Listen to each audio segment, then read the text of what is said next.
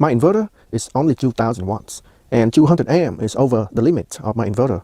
So that's why I have two 2000 watts inverter totaling 4000 watts. I've got a 1500 watt heater connected to the top inverter and a 1500 watt electric kettle connected to the bottom inverter. Let's go ahead and turn it on. The top inverter has a phantom load of 1 amp.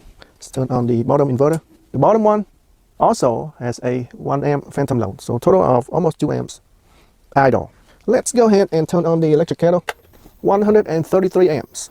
Let's put a timer on. I'm gonna let it run for a few minutes.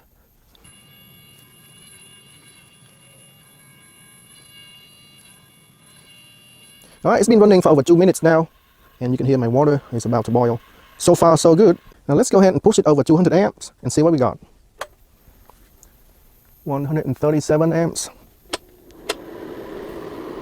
170, 180, 190, 200, 210, 220. Forgot to put on the timer. 233 amps. There we go, it turns off. All right, let me turn this off. All right, the overcurrent protection kicked in and turned off the whole system.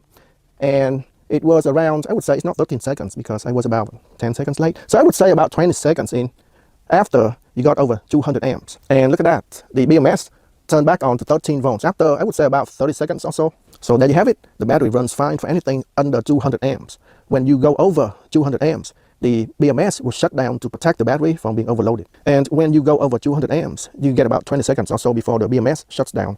And then you got 30 seconds for the BMS to turn back on.